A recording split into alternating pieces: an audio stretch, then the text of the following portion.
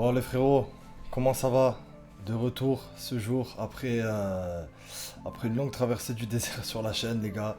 Donc bon, je vous donne déjà des petites explications. Déjà je m'excuse sans faire de mea culpa non plus, mais c'est vrai que c'était un projet qui me tenait à cœur et les gars j'ai complètement lâché. Alors pour X ou Y raison, que ce soit la vie, manque de temps, manque de motivation aussi, et je pense que vous me comprendrez à ce sujet-là dans le sens où la saison a été chaotique. Les gars, ça a été chaotique. Je sais que j'ai commencé la chaîne et c'était encore plus chaotique. C'était au moment du licenciement de Xabi Alonso. Et en fait, ça a donné une certaine forme de motivation, cette révolte, entre parenthèses, saine. On n'allait pas faire des dingueries, mais on disait ce qu'on avait à dire. Et ça m'avait bien motivé. Le problème, c'est quand on débute une chaîne, les gars, il y a tout ce qu'il y a derrière. Il y a bon, les scripts à la rigueur, ça sort de ma tête sur les vidéos comme ça, donc ça va. Mais montage, prendre du temps après les matchs, le soir, quand tu travailles le lendemain, faire une réaction à chaud. J'étais pas prêt, les gars, j'étais pas prêt. Ça a été une sorte de phase pilote. On a bien rigolé, on a fait quelques intros sympas, tout ça, mais j'ai pas pu tenir le rythme. En plus, le pire, c'est qu'une des dernières vidéos que je fais, elle est juste avant un voyage de ma part à Madrid où je suis allé, je vous mettrai quelques petites images dans la vidéo, je suis allé voir deux matchs les gars. Elche, Real Madrid-Elche où on gagne 4-1 ou 4-0. Et après je suis allé voir le week-end suivant, entre les deux matchs, entre le match de City, le week-end suivant je vais voir Real Atlético, donc victoire 3-2, super match. Et en fait les gars, le hasard des choses c'est que j'avais peut-être prévu de faire un débrief là-bas. Puis une fois que je suis là-bas, je suis avec de la famille, tout ça, je me dis la flemme de faire un débrief en Espagne, je parlerai quand je rentre. On est là.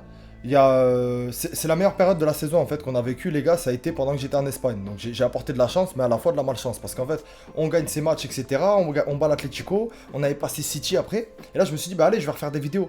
Et puis là les gars, c'est pas en mode footix ce qui s'est passé de ma part, mais c'est que dès que j'ai vu la dégringolade, j'ai vu la tournure que prenait la saison, en grande partie avec ce fameux retour d'Mbappé que tout le monde en a fait le bouc émissaire sur cette fin de saison.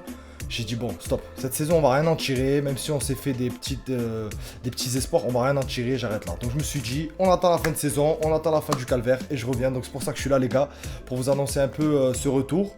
Et l'objectif c'est d'être régulier sur la saison prochaine, de partager ensemble pas mal de choses. N'hésitez pas à réagir d'ailleurs dans les commentaires, tout ça à chaque fois si vous tiquez sur quelque chose que je dis ou si vous avez envie de rebondir.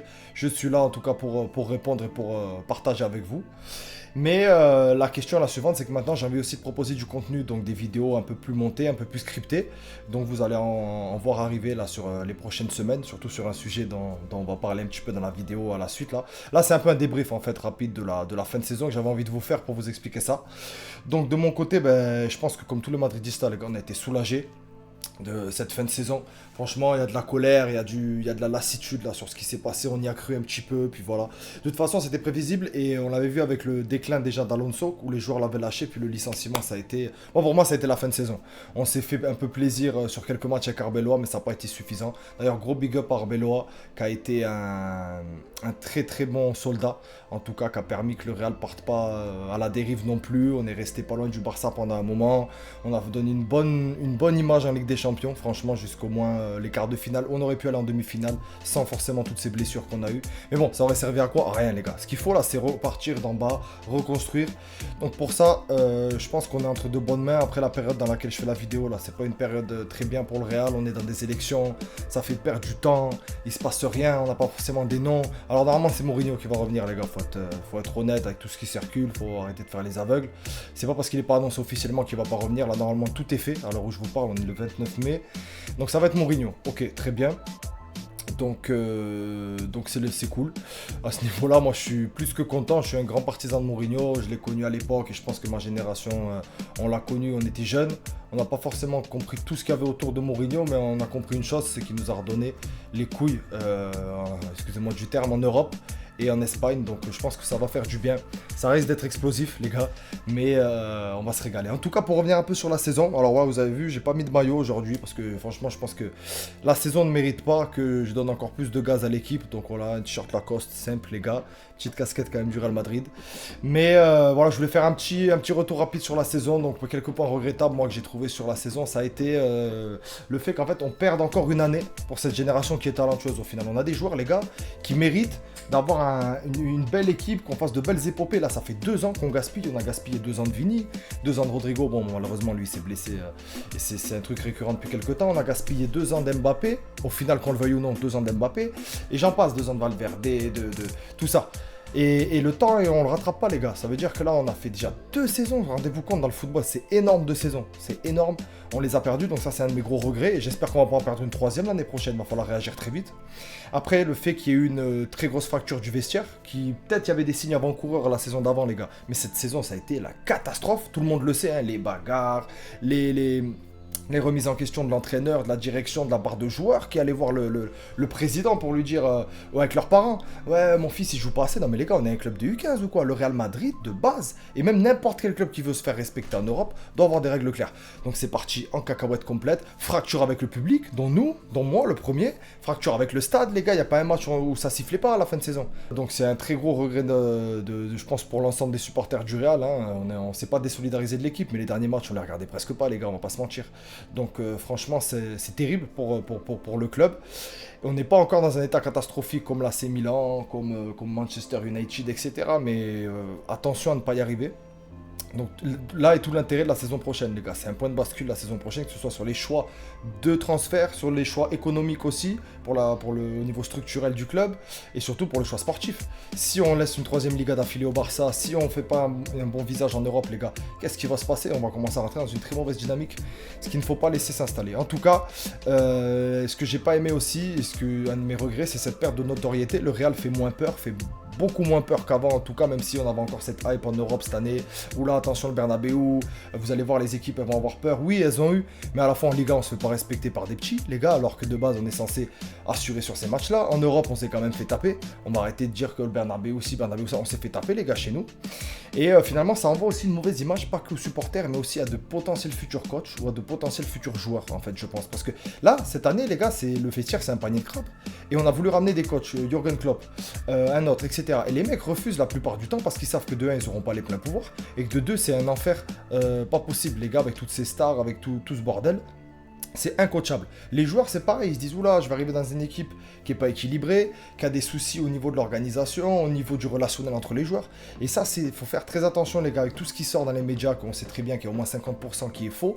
En tout cas, ça donne à manger à une machine médiatique qui fait qu'en fait, le club, eh ben, il est mis à mal, que ce soit pour l'opinion du grand public, qui au final est quand même la plus importante, mais aussi pour les gens dans le milieu du foot. Et ça, c'est vraiment pas bon. En tout cas, moi, je pense et j'ai espoir que la saison prochaine, on va remonter la pente, on va avoir moins de bruit de la part de notre vestiaire, de la part de notre direction, ça va se calmer. Là, parce que les gars, ça a été le bordel, les conférences de Pérez, les fuites dans la presse qui sont avérées véridiques, hein, sur les embrouilles, etc. C'est le bordel, les gars. Ça n'est jamais arrivé forcément au Real ces dernières années. Donc, c'est pas pour que ça commence à s'installer. Donc, il va falloir arrêter ça. Et c'est tout ce que je souhaite, mais c'est une très mauvaise image du Real Madrid cette année, très entachée. Voilà. Sur les points positifs, les gars, il y en a très peu. Hein. On a eu l'éclosion de Thiago Pittarc, on a eu Gonzalo Garcia qui a confirmé cette année, Arda Güler qui a fait du bien. Moi, c'est vraiment ce que je retiens, c'est ces petits jeunes qui, dans la galère, ils ont trouvé un point de chute, des moments pour se montrer, des moments pour montrer qu'ils avaient aussi du courage. C'est pas facile, les gars, d'arriver dans une équipe première qui est en crise, ou même les cadres, ils sont en difficulté et ils doutent. Et eux, ils sont venus, ils sont installés. Gonzalo Garcia, franchement, à chaque fois qu'il a joué, il a été hyper intéressant, les gars, beaucoup plus compatible avec les autres joueurs que par exemple à Mbappé cette année. Et moi, j'ai adoré combiner. Il a un peu du Benzema en lui, les gars, ça se voit, les remises en une touche, les dribbles, le sens du but. Franchement, j'ai beaucoup aimé. Arda Güler qui s'est installé petit à petit comme patron du milieu de terrain, très important. Et voilà, ce petit Pittarc aussi qui va nous donner beaucoup de solutions, je pense, à l'avenir. Après, voilà, Bellingham, il a fait une saison en demi-teinte, Vinicius aussi. Les gros, en fait, moi, j'ai pas envie de les récompenser cette année, mis à part Courtois, qui n'a pas été mauvais du tout. Mais les gros, j'ai pas envie de les récompenser parce que c'est eux qui étaient censés apporter un équilibre à ce vestiaire qui n'a pas été. Valverde, c'est pareil, c'est un joueur que je kiffe par-dessus tout, les gars, mais c'est pas été possible. Tchouaméni, bon, il a été solide, mais voilà. Kamavinga, affreux. Rudiger, pas terrible. Mais enfin bref, on va pas faire toute la liste, les gars, mais vous voyez ce que je veux dire. Moi, ça a été les jeunes, c'est la seule satisfaction de la saison, c'est ces jeunes et ceux qui ont été comment dire, débutants cette année grâce à Arbeloa, que ce soit alors j'ai pas les noms en tête, Sestero, le petit là, Martin, je crois c'était Martin ou quoi. Enfin bref, tous ces jeunes que vous avez vus dans les matchs là de Liga, où en fait ils faisaient rentrer la Quinta comme la Quinta del Buitre, à l'époque c'était ça, ben là Mestas c'est la Quinta du Castilla.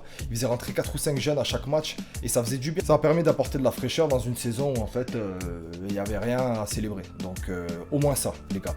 En tout cas, quelle suite les gars, en tout cas la suite ici sur la chaîne c'est que les gars il y a du contenu qui va arriver, il va y avoir des vidéos, d'ailleurs une vidéo prochainement à venir sur notre futur coach. Voilà, vous savez de qui je parle, je pense. Et surtout, moi, j'attends des départs cet été, hein, les gars, au niveau vraiment, on parle de joueurs là, donc il y a des départs annoncés à Alaba, Carvajal, Ceballos sûrement, mais il va peut-être en falloir plus. Moi, je pense à des Camavinga, je pense à des peut-être Ferland Mendy. Ou voire même Mastantuono qui devrait partir en prêt. Tout ça, moi de mon côté, je continue à penser qu'il y a un problème d'effectif plus grave que ces fins de contrat qui vont partir. Donc je pense qu'il va falloir faire des choix, les gars. Rodrigo, il est intouchable, malheureusement, il a fait ses croisés, on peut pas le virer comme ça. Puis à la fois, il n'a pas forcément mérité de se faire virer. Donc je lui redonne une chance l'année prochaine. On va réessayer, je pense, avec le quatuor de devant, hein, Rodrigo, Vini, Bellingham, Mbappé. On n'a pas le choix, les gars. C'est au niveau contractuel, au niveau sponsor, on peut pas dégager un de ces 4 mecs-là pour l'instant. Ça serait trop perdre, mais à la fois, est-ce qu'on va pas perdre le vestiaire à cause de ça? Enfin bref, les gars, j'espère que vous avez été contents du retour sur la chaîne. Il va y avoir du contenu qui va revenir prochainement, donc pas des débriefs, évidemment, vu qu'on n'a pas de match là pendant l'été. Mais je vais essayer d'envoyer du contenu quand même sur la chaîne pour qu'on soit un peu tous au courant de ce qui se passe. Voilà, peut-être plus des actus, des infos.